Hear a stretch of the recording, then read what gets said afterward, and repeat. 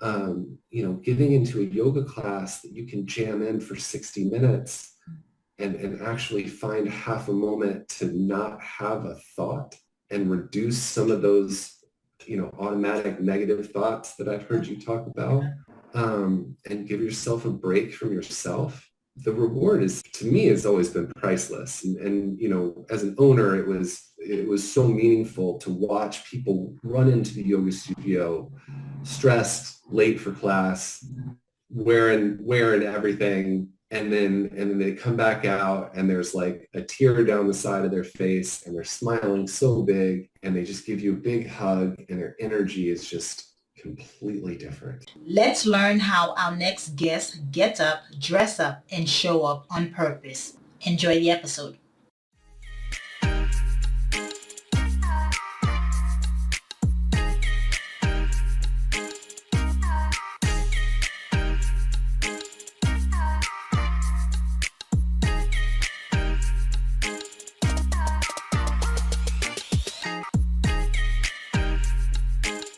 Hello, morning enthusiasts. Welcome to the Best Morning Routine Ever podcast. I am your host, Dr. Lunid, and today I am super excited to have a very special guest coming onto the show. He really has a niche sector that he serves, and I'm really thrilled to hear it and to share it with our fellow audience. His name is Mitch McGinley. McGinley. I got it.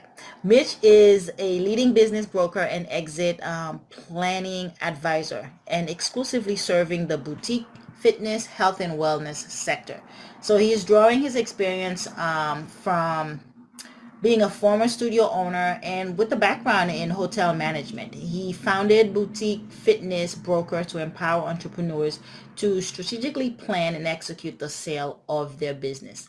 I told you, super niche, right? We haven't had one of these on here, so I'm excited to hear how this unfolds, how you run one of these and how you work it. And so with no further ado, Mitch, welcome to the show. Thank you so much. I'm so excited to be here. My absolute pleasure. Now, background in hotel management, and I can see how you got into it because you own a studio yourself and you probably had to go through the selling process and to learn some stuff. Tell us what kind of got you to that, from hotel management to boutique owner and now being a broker.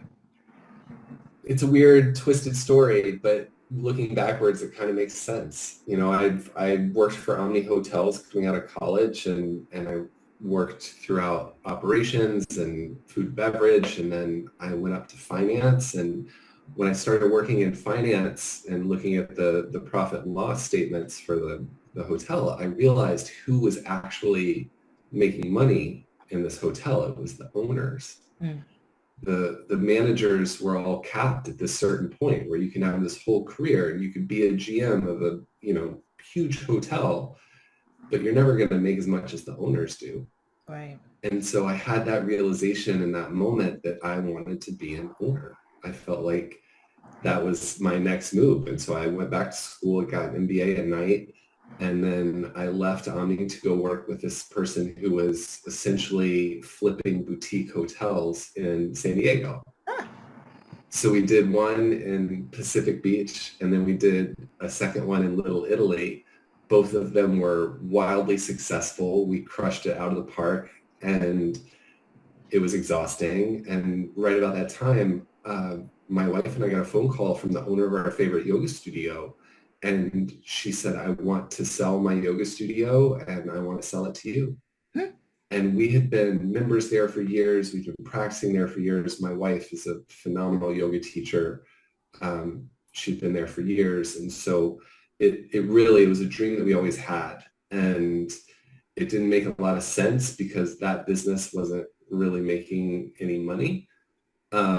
And we were younger and we wanted to start a family, and leaving equity in hotels to buy your neighborhood yoga studio that's not really making money is a daunting proposition. But we did it and had 2 babies, and they got to be raised in that yoga studio. I wouldn't change anything about it in a million years. And then I started doing some consulting work. I got kind of bored. And so I started helping other studio owners with how to be better business people with pricing strategies and sales funnels. Um, and then when we sold our studio 6 years later, we sold it for 5 times what we bought it for. Okay. And we were really proud of that. And all of a sudden, all my friends and colleagues in the industry started asking me for help with selling their studios. And so it just came to me, and I created Boutique Fitness Broker, and I've sold something like 70 yoga, Pilates type studios in the last 5 or 6 years. Wow. Yeah, and over 10 million $10 million in transaction. Uh, Just last year. Yeah, that was last year alone. It's over 10 million.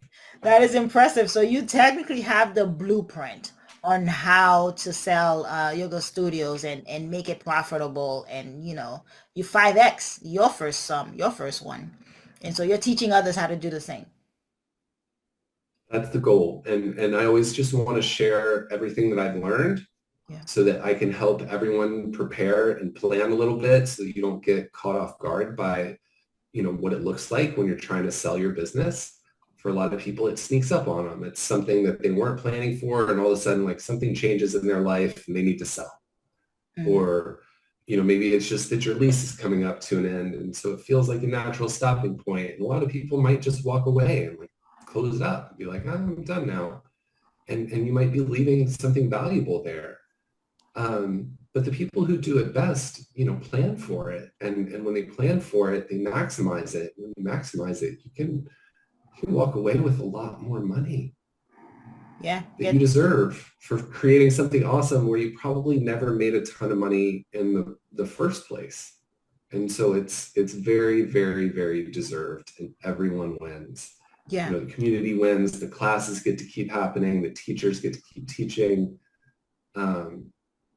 Yeah, most of the times the buyers add new life to the business and put a little new spark in it and bring some new energy. And sometimes it's good, sometimes people don't like it, but it keeps the community alive in a way that, small businesses we need. Yeah, and I think that's the most profounding thing about it, is that it stays consistent. It stays within the community. As you said, keeps the community alive, because when you think you're closing up shop, you don't know what else is going to be built in place of it, right? And that could then change the face of the community, change the way that that looks, and in the neighborhood, then whether they approve of it or not can be a problem. But if you just transition it over or pass it over and build upon what's already there, that does a lot for the community. I can attest to that. I've seen that happen around the way too. Yeah, it's a win-win-win. Yeah, for the your niche is it's very personal, because Steve Jobs says it's easier to connect the dots looking backwards, and then you see how you started with the hotel and then having to buy your own. So this is like lived experience. Like life taught you all this. That's what makes Yeah, it so prominent, so relevant, and so helpful, is that you learn this as you were going through it. You learn the do's and the not and not to do's. So let's talk about some of the do's and don't do's. gladly. Let's start with the do's. They're usually the more exciting ones. Some of the best things that you can do right now, no matter if you've never thought about selling your business ever, and this is all true, to be clear, of every type of service business. It doesn't matter, what industry you're in, whether it's, quick serve restaurants or automotive or home services. Like, all of these businesses get valued the same way. And so the things that I think are really, really important for people to know is that, number one, the value of your business is largely reflected in your tax returns. Mm-hmm. And so if you're getting ready to exit your business and you've been doing a really creative job of writing off everything that you possibly can to hide any profits so you don't have to pay any taxes, it's going to come back to bite you when you try and sell your business, because your tax returns are going to say that you weren't super profitable. It's very much worth paying the taxes to get a multiple of that revenue. The second thing is it's really important to have your financial house in order. You need to have all of your profit and loss statements, balance sheets, cash flow statements, all of these things that every buyer is going to look at during their due diligence. They need to be buttoned up. They're really important documents that people are going to be betting lots of money on. And so surprises in those documents or looking deeper into something and saying, oh, whoops, that was a mistake. We misclassified that as payroll and it was really rent, can really change the meaning of some things. And so, making sure that your financial house is in order. Same with HR. Check in with your workers' comp policy. Make sure you're current on everything. Make sure you're up to date on all your liability insurance. Check in with your attorney. Make sure that your attorney knows that you're looking to explore an exit and you're going to need their help and support in getting a deal done. These are all things that should be done, in the years ahead of selling, so that when you are finally ready to really make it happen, you've got all your ducks in a row, and it's just a question of executing the strategy. If you have, I was thinking about the data you're talking about with the numbers, you can have your P&L, you can have everything in check and then one number is off. Like you said, the rent that should have been classified as something else. Then it messes up the whole chart. Everything like is up for consideration now. Credibility is now lost. So just doing that due diligence initially can save your whole reputation essentially. It's crazy. I've seen some crazy things happen deep in due diligence that, everyone wants to believe that they weren't intentional sincerely, but it doesn't matter. It really like changes the fundamental understanding of the number. And so it can wreck it. Mm-hmm. Yeah. What are some of the don'ts? The most important thing not to do is take your foot off the gas running your business. You have to keep running your business as if you're never going to sell it. You're going to keep growing it, and it's pedal to the metal all the way to the finish line.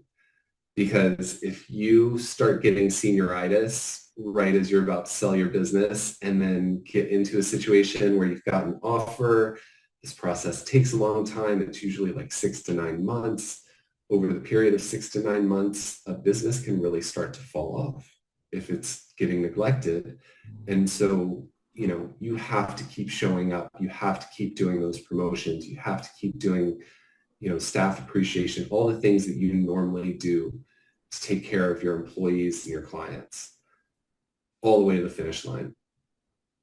So don't give up. Don't keep it a secret. This is something that will be a surprise to most people, but I'm actually a huge fan of having open, honest conversations about your intentions to sell in the years leading up to it. For the people who are closest to you, your key employees, your closest competitors, the client who loves you so much, who's got a ton of money and nothing else to do, all of these people make for ideal buyers in these businesses. And the problem lies within them not being aware of the opportunity. And so if you're just afraid to say anything about wanting to sell to anyone ever, no one's ever going to know that you want to sell. And the people who are around you who would make for the best buyers won't ever get the opportunity. And so if you can bring it up in the years ahead of time, just say, hey, yeah, I think when Johnny goes off to college and in a couple of years, I'm going to be ready to travel the world, be free. So you'd be a great person to carry this torch into the next chapter. Let me know if you're ever interested. That's all you have to say. It doesn't need to be a big deal or scare anyone. It's very normal. Buying and selling businesses is normal. People buy and sell businesses all the time. It's like trading a job. Like we all get tired of the same job.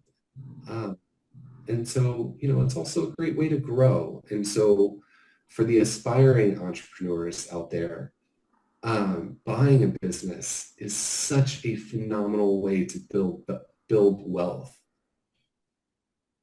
No one ever taught me about buying businesses in school until I went to, get a master's degree in business. Like it was stocks and real estate were the Yeah. only things that I was ever taught you could invest in. And the reality is you can buy a business and you can get your money back with an SBA loan. You can get your money back in 6 or 7 months. And then past that, you've got free cash flow that's coming in that you didn't have before while you're paying off the principal and the interest of the loan from buying the business, and you're building equity in this business that you're adding value to. It's such a phenomenal return to bet on yourself. And I heard one of your other guests talking about this. John Ostenson was talking about franchising Hmm. and building wealth in this way. And it really is, it's just the best return that I've ever seen. And so, the people who have the confidence to do it are rewarded because fewer people have the confidence to do this type of investment. It just seems so massive and so daunting. But if it's with thinking turnkey, if it's already running, you don't have to buy the equipment. If it's already set up, and if you can even keep some of the staff, right? You're just changing management, changing ownership, then it becomes a lot less. It's less daunting that way. Let's talk about that because that is a very scary thing. It is. And truthfully, most of the time, it's keeping the same management. Most every buyer I know, the most important person to them is the manager, because that's the job they're most afraid of having to do as the new owner. Yeah. So that solves that. You Yeah. you don't even have to do the daily, day in and day out task of it. Somebody else, you can just continue running it. Yeah. And supporting them. I always think of that's your job as the owner. It's to listen to your team and hear what they need and support them. Yeah, I'm a big Bikram yoga person, and I've done it for years. And so being part of that community and seeing the studio, when you talked about transparency, not just for the benefit of buying, but also just letting your clients know like this is coming, so that they have ample time to either figure out what they need to do for finding a new studio or thinking about it, because sometimes we want to keep the studio within the company, and we alluded to that earlier briefly, like the impact it has within the community. And so just that sense of transparency can do really really good to have. Oh, it's everything, because a Bikram studio doesn't want a new owner to come in and change all the classes to vinyasa, Right. right? They want to keep the Bikram routine, and same with every other thing. And a common fear, I think, even with sellers, is that people are going to come, like these evil corporate people with money are going to come in and change everything and ruin everything. And that's really not the case for me. Mm. 50% of our buyers come from within the community themselves. And we're helping them find SBA loans so that they can buy these businesses and keep them in the family, keep them in the community, have it be the person that everyone's going to support as the new owner. And it feels so good. Yeah. Yeah, because it's that finding your, what do you call it, not just not just community, but finding the people that you want to provide this service to is kind of big. Now, the caliber of people that are, when we talk about boutiques and wellness, they're very different, right? Because you'll find that those who go to Pilates or does yoga, they usually have a lot more time than the average person, a lot more, as you said, money than the average person. And it's not a necessity. It's like it's something that I want to do. I choose to do. I want to be here. And that aura kind of travels through the studio. That becomes the culture, with a lot of these studios. So let's talk about the more some of the more differences between the boutique fitness versus the wellness ventures. It's such a loaded conversation, and there's so many different mediums and modalities for both fitness and wellness that they overlap in so many places. And there's so much data too that's, yes, it is discretionary spending, but it's discretionary spending that has also become more and more important to people for their own mental health. Mm-hmm.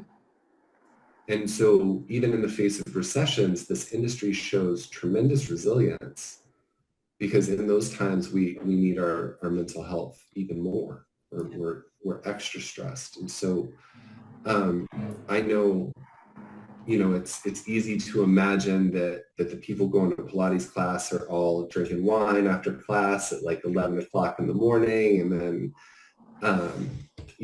go home and take a nap and in their mansion. And the reality is, at least for me, and owning our yoga studio in Ocean Beach in San Diego, was that everyone is a real person, and everyone's working really hard to try and keep all their stuff together. And when you've got parent drama and child drama and work drama and partner drama, getting into a yoga class that you can jam in for 60 minutes and actually find half a moment to not have a thought and reduce some of those, automatic negative thoughts that I've heard you talk about, and give yourself a break from yourself.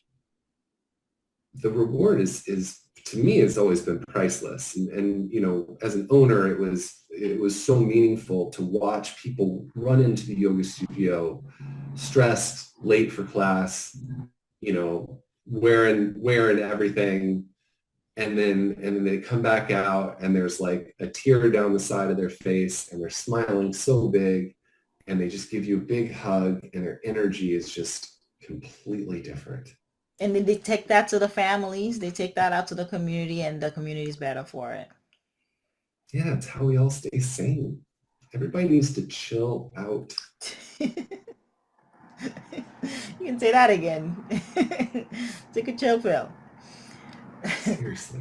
Let's talk about your morning routine. Now, I know you mentioned earlier that you've had one for about 15 years. Your wife got you started about 15 years ago.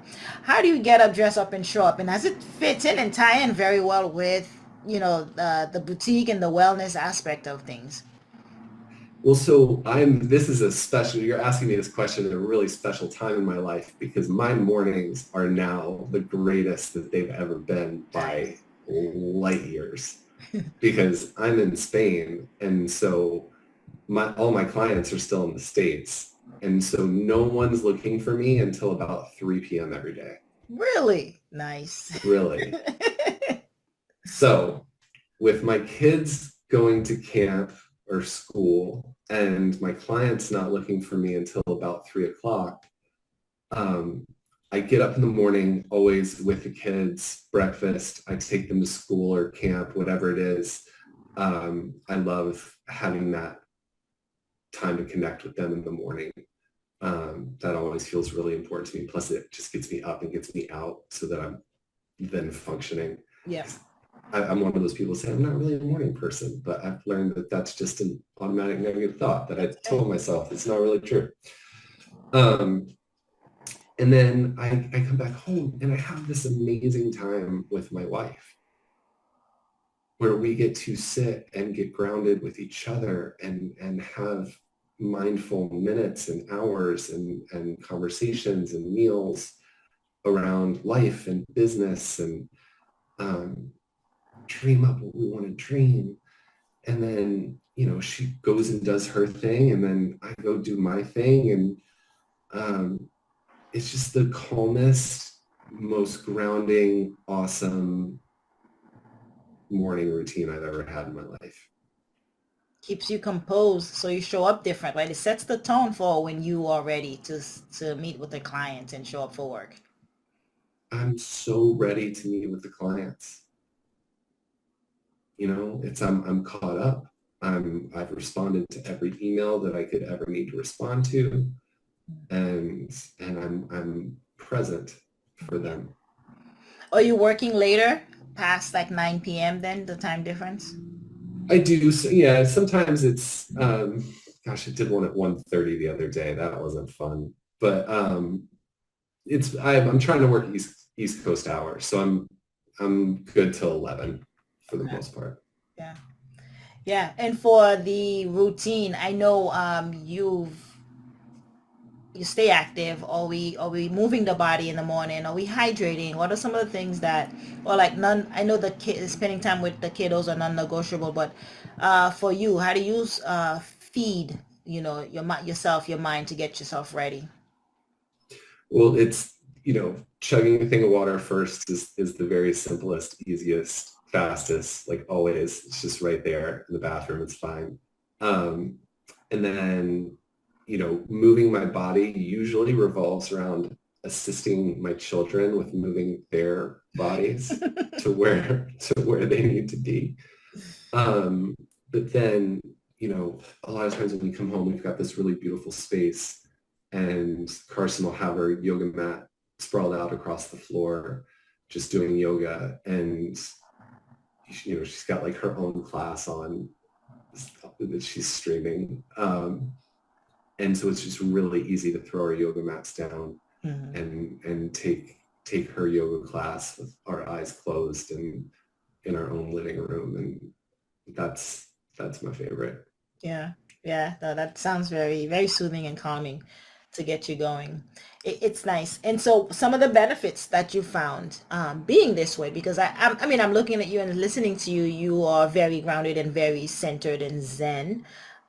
That is a benefit. It's almost like getting into alignment, and a lot of people like strive to get there. They strive to find this like ease that you exude so effortlessly. What are some things that people can do to get to your level? I had to say, Um, Mitch. I, it's funny when I was working in hotels, I was always the one who they put in front of the people who were mad. It's like, Mitch, I need you over here. Like, this person's really upset about finding something awful in their room. Like, oh, okay, great. Um, I don't know why I've always had that. I don't, but it really does feel like my unique superhuman skill is just being incredibly kind, like calm and patient and empathetic, I think, with people. Um, a lot of it has come from yoga. It really has. I mean, the lessons that my wife has taught me, um, just constantly challenging me to be a better person, to be a better parent, to be a better partner, to listen better, to be less reactive. Um, it's we get into altercations with people all the time. I deal with really difficult negotiations all the time where, tensions are really high and we're talking about millions of dollars. And, the reality is it's never really about you. Like, we're all living our own lives, going through our own issues, and every one of us has a million stressors every day. And if we could just recognize that in each other and both not take it out on each other and not blame each other for it, we would all stop seeing each other as enemies in some way, and all just that we're all the same, and see a likeness in each other, that makes things so much more harmonic and easier. Yeah, I don't know. Did that make, that was a it lot of does. It did. rambling, but It did make sense. It's just that humanness of being a little more compassionate towards each other and actually understanding that everyone's going through it. And if you show up where you kind of take yourself out of the equation to serve the other person, be it just listening, just maintaining eye contact and holding space for the other person, that alone can make a difference. And then it comes back, because I'm a big believer about, like, you magnetize, you attract certain people and things into your life based on like what's happening up here, whatever that chatter is, absolutely. or where who your heart is, what your intentions are. You bring that into your space. And so if we were to learn to hold space for one another, I think we would attain that. Yeah, we use the word manifest a lot. You know, that's a big word in our house, and it's whatever it is. You know, if you're focused on it, you're going to manifest it. And so if it's a negative thing that you're really focused on, you're going to manifest that too. Um, there is that law of attraction, if you will, like the, you know, what you're putting out there will be received, or which wolf will you feed? Like there's so many elements of this that's just, if you really are able to get clear on what you want, clarify that intention, that's what you want, you will make it happen. 100%. Thomas Edison did say, whether you think you can or cannot, you are right. And that's along the lines of what you're saying, is like hyper vigilant, just like focus on whatever you are looking for, and then you'll take aligned action, because it's not like running around like a chicken with their head cut off, helpless, but it's like being attuned, being able to listen and turn in to hear, form alignment, to hear what's the next best step.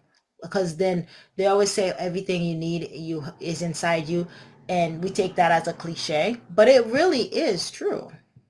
We just don't know how to close out the noise, block it out, so we can go inward and listen. And I think yoga does that very well. It's meditation gets us there very well.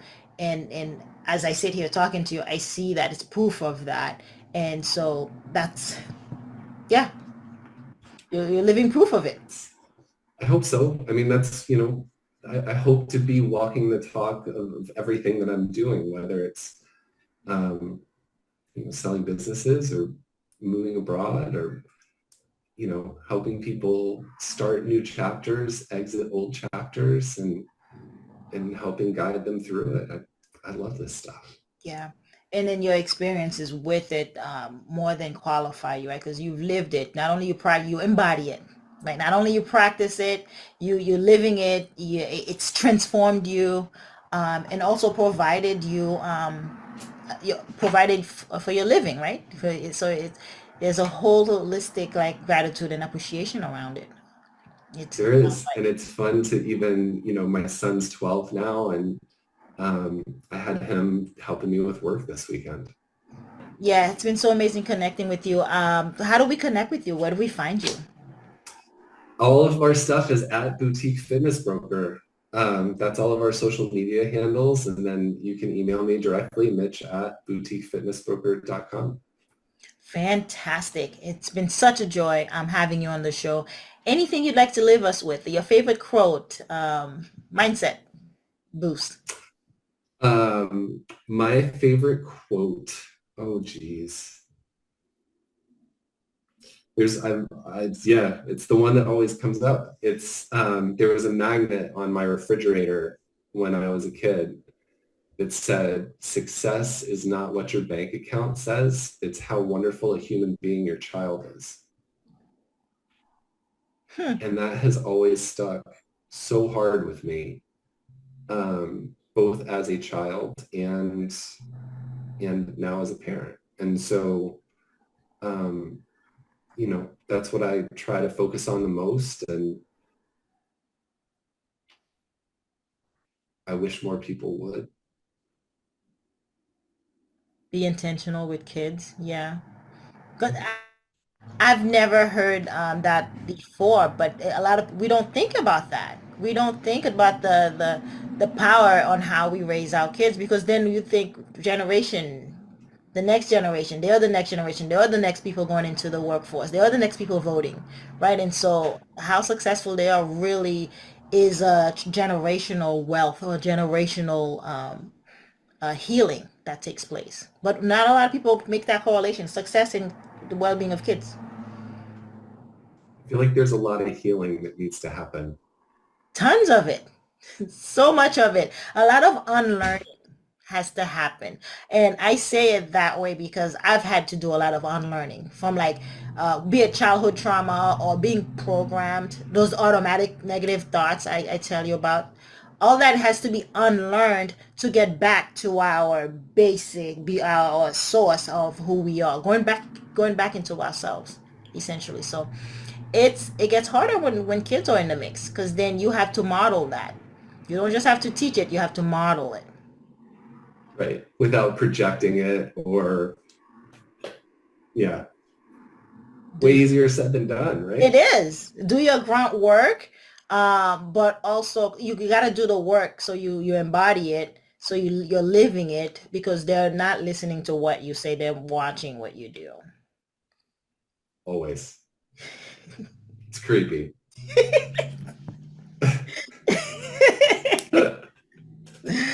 It's been such an honor having you on, Mitch. Thank you, thank you, thank you. It's my pleasure. Next time I'm in San Diego, we'll have to hang out for real. Yes, indeed. Hope you enjoyed today's episode. Please comment and tell us what was your favorite part, your favorite habit that you are going to try out for yourself today. Comment below. If you haven't already, be sure to subscribe. Until next time, I will see you at the top of your best morning routine ever. Stay blessed.